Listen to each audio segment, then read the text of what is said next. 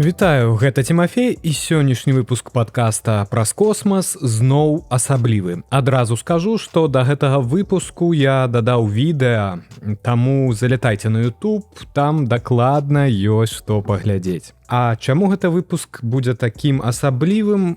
Таму што ўпершыню больш за чым паўстагоддзя чалавецтва сапраўды вярнулася да месяца. І вярнулася яно туды не ў планах, не ў прэзентацыях і не ў марах, а ў рэальнасці. Людзі зноў адправіліся туды, дзе апошні раз былі ў 1972 годзе. І калі задумацца, гэта нават гучыць крыху неверагодна. Мы ўжо з вамі прывыклі да запускаў ракет, палётаў да МКС, да марсаходаў, да тэлескопаў, але палёты да месяца гэта ўсё яшчэ нешта іншае. І ведаеце, у гэтым месцы падкаста я зраблю нават невялікую паўзу, проста каб даць сабе і вам некалькі секунд гэта ўсвядоміць. Чалавецтва зноў лётала да месяца. Гэтыя 10 дзён місіі Артеміс-2 былі па-сапраўднаму насычанымі і вельмі важнымі. Гэта быў не проста палёт вакол месяца, гэта быў крок назад у глыбокі космас пасля больш чым паўстагоддзя перапынку. Кожны дзень місіі быў запоўнены праверкамі сістэм, манёўрамі, назіраннямі і працай экіпажа, які ўпершыню за доўгі час апынуўся так далёка ад нашай роднай зямлі. Гэта былі 10 дзён, калі тэорыя зноў стала практыкай, 10 дзён, калі чалавецтва фактычна правярала, ці гатовае яно вярнуцца да месяца ўжо не на кароткі візіт, а на новы этап даследаванняў. І што асабліва важна, гэта былі 10 дзён, якія паказалі. Эпоха Артеміс ужо не проста планы на паперы, а рэальнасць, якая адбываецца прама зараз. Каб зразумець, наколькі гэта важна, трэба вярнуцца назад у гісторыю. Як я ўжо казаў, чалавецтва не лятала да месяца ўжо больш за паўстагоддзя. Апошні раз людзі пакінулі яго паверхню ў снежні 1972 года, калі завяршылася місія Апола-17. Гэта была фінальная, шостая і апошняя высадка чалавека на месяц у рамках праграмы Апола. У склад экіпажа Апалона ўваходзілі Юджин Сернан, Харрісон Шміт і Рональд Эванс. Сернан і Шміт працавалі на паверхні месяца, а Эванс заставаўся на арбіце. Дарэчы, Харрісон Шміт быў не проста астранаўтам, а прафесійным геолагам. І гэта быў толькі адзіны выпадак, калі навуковец у прамым сэнсе слова апынуўся на месяцы. Гэта значна пашырыла навуковую каштоўнасць місіі. Місія праходзіла ў раёне даліны Таурус-Літроў. Гэта такая горная і вельмі геалагічна цікавая зона. За 3 выхады на паверхню астранаўты правялі больш за 22 гадзіны па-за модулем. Яны сабралі каля 110 кілаграмаў месячнага рэгаліта і ўсталявалі шэраг навуковых прыбораў. Яны таксама выкарыстоўвалі месячны ровар, і гэта ўжо была не першая такая місія з тэхнікай, але менавіта Апола-17 стала адной з самых прадуктыўных. Астранаўты праехалі дзесяткі кіламетраў па паверхні і вывучылі розныя геалагічныя участкі.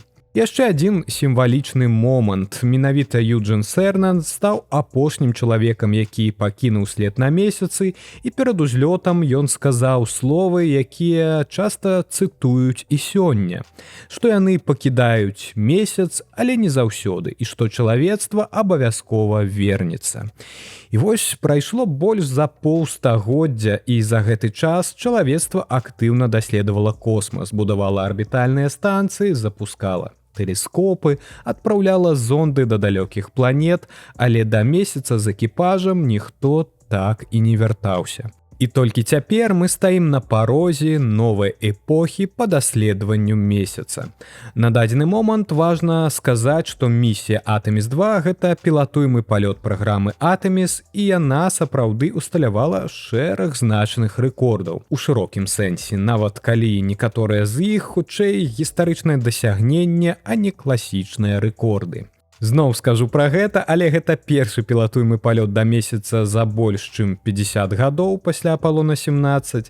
Гэта самы далёкі палёт людзей у космас у гісторыі. Экіпаж аддаляўся ад зямлі далей, чым любая місія Аполлона. Гэта першы палёт людзей на касмічным караблі Orion, гэта першы запуск людзей на ракете Space Launch System або SLS, і гэта першы раз, калі жанчына і чалавек не з ЗША ляцяць у місіі вакол месяца, а таксама першы цемнаскуры чалавек, які пакінуў межы каля зямной арбіты.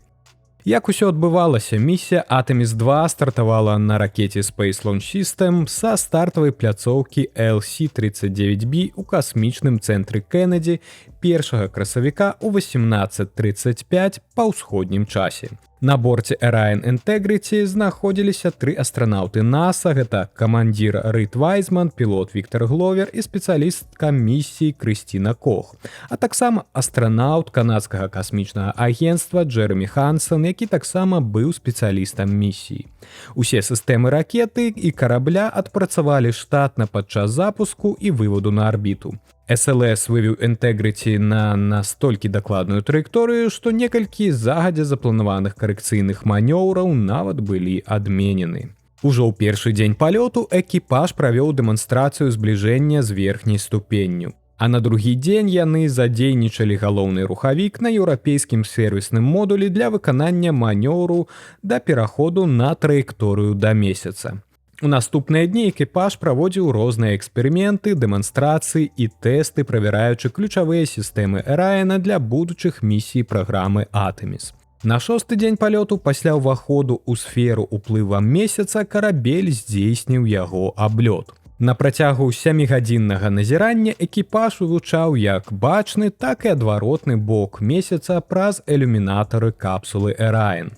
Яны рабілі здымкі, абмяркоўвалі цікавыя рэгіёны з навукоўцамі на зямлі, а падчас кароткага перыяду, калі месяц закрыў сувязь з зямлёй, карабель дасягнуў самай далёкай кропкі 406 771 кіламетра.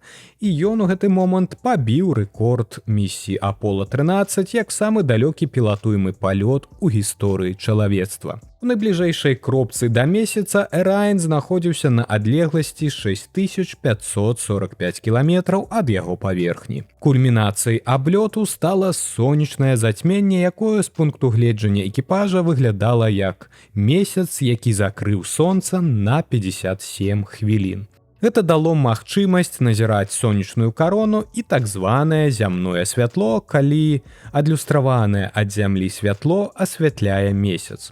Увесь гэты час экіпаж актыўна здымаў фота і відэа, частка якіх ужо была апублікавана НАСА.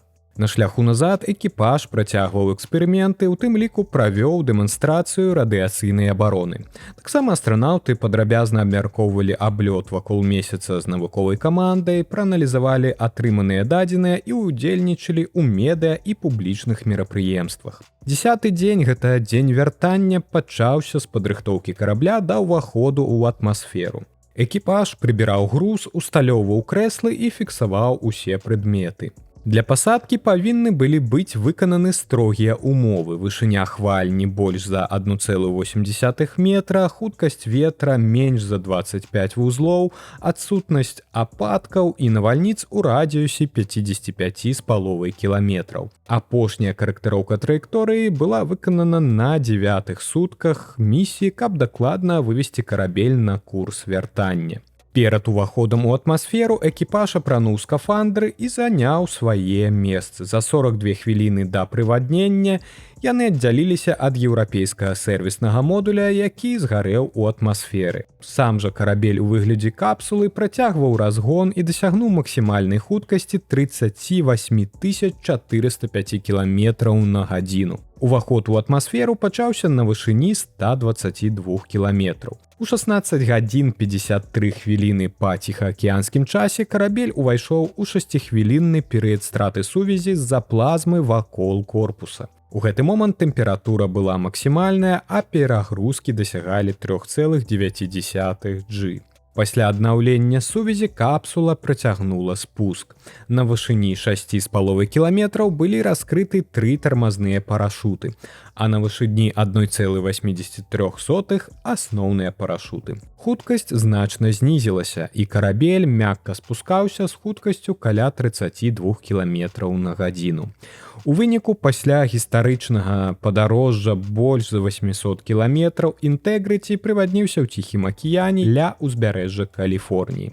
Пасля пасадкі былі адключаны сістэмы кіравання і выратавальныя каманды хутка дабраліся да капсулы. Экіпаж эвакуіравалі верталётамі на борт карабля, дзе яны прайшлі медыцынскі агляд. Пасля гэтага астранаўты вярнуліся ў Х'юстон у касмічны цэнтр Джонсона. Але нават у такой гістарычнай місіі, як Артеміс-2, не абышлося без, скажем так, вельмі чалавечых праблем. Калі НАСА адправіла 4 чалавек на адлегласць 406 тысяч кіламетраў ад зямлі, разам з імі адправіўся туды і туалет. І гэта не жарт, бо калі чалавецтва плануе ляцець усё далей і далей, ёсць рэчы, якія проста нельга ігнараваць. Ужо праз гадзіну пасля запуску спецыялістка місіі Крысціна Кох паведаміла пра праблему. Пасля кароткага перапынку ў сувязі цэнтр кіравання адказаў. Паводле іх здагадак, спецыяльныя хімічныя гранулы маглі адарвацца і заклініць вентыляцыйны механізм. Іншымі словамі, туалет проста перастаў працаваць. Інжынеры прапанавалі рашэнне, і пачаўся сапраўдны рамонт у космасе. Крысціне Кох фактычна прыйшлося перазапусціць сістэму.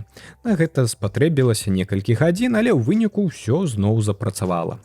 Здавалася, праблема была вырашаная, але не ўсё так проста. На 5-й дзень місіі прыйшла новая навіна. Туалет зноў нельга выкарыстоўваць. На гэты раз праблема была звязаная з сістэмай вентыляцыі. І тут уключаецца план Б. У экіпажа ёсць спецыяльныя трубкі для збору вадкасцей. Не самы камфортны варыянт, але значна лепшы, чым тое, што было ў часах Апола, калі астранаўты карысталіся пакетамі. Па адной з версій праблема магла быць звязаная з працэсамі, якія павінны былі прадухіліць утварэнне бактэрый у сістэме. Ёсць яшчэ адзін вельмі важны і, шчыра кажучы, крыху напружаны момант гэтай місіі. Яшчэ да таго, як карабель Эрайен пакінуў стартавую пляцоўку 1 красавіка, у НАСА ўжо ведалі пра гэтую праблему. Яна цягнулася яшчэ з місіі Артеміс-1 у 2022 годзе, калі інжынеры выявілі больш за 100 участкаў на цеплаахоўным шчыце, дзе матэрыял трэскаўся і адлятаў падчас уваходу капсулы ў атмасферу. І тут важны момант. Шчыт сам па сабе павінен павольна згараць, і гэта нармальна, але ён не павінен адрывацца кавалкамі.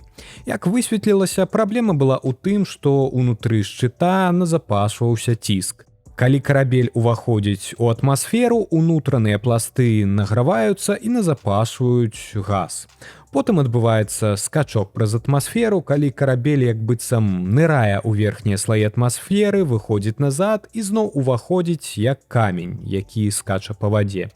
І вось у гэты момант знешні пласт шчыта становіцца непранікальным, і газу няма куды дзявацца. І пры другім уваходзе ціск проста вырываецца, адрываючы кавалкі шчыта. Здавалася б, пасля гэтага ніхто б не пасадзіў людзей у такі карабель. Але ёсць нюанс. У Артеміс-2 шчыт быў нават менш пранікальны, чым у Артеміс-1. Гэта значыць, праблема магла быць яшчэ больш верагоднай. І вось тут НАСА прыняло вельмі незвычайнае рашэнне. Замест таго, каб перарабляць шчыт і адкладаць місію на год або больш, яны змянілі сам профіль уваходу ў атмасферу. Экіпаж павінен быў заходзіць пад правільным кутом і падтрымліваць больш высокую і стабільную тэмпературу, каб знешні слой не застываў і не запечатваў газ унутры. І гэта гучыць не зусім лагічна, бо трэба зрабіць гарачэй, каб было бяспечней. Падчас уваходу карабля ў атмасферу тэмпература цеплаахоўнага шчыта дасягала прыкладна 2700 градусаў. Это амаль палова тэмпературы паверхні сонца. Пры гэтым больш крутая і гарачая траекторыя азначала, што ў экіпажа было менш магчымасцяў манеўраваць, напрыклад, каб абысці дрэннае надвор'е ў раёне прываднення. І ў NASA не ўсе былі ўпэўнены, што гэта сапраўды правільнае рашэнне. Але яны абапіраліся на дадзеныя тэсты і мадэлі. І як мы ўжо ведаем, у гэты раз усё спрацавала. І вось на гэтым моманце гісторыя Артеміс-2 падыходзіць да канца. Крыху нават сумна гэта ўсведамляць, бо гэтыя 10 дзён былі сапраўды асаблівымі. Мы зноў бачылі, як людзі ляцяць да месяца, як яны аддаляюцца ад зямлі далей, чым калі-небудзь раней, і як чалавецтва робіць яшчэ адзін крок у глыбокі космас. Але ж гэта не фінал, гэта толькі пачатак. У наступным выпуску я абавязкова працягну гэтую гісторыю і распавяду пра тое, што будзе далей.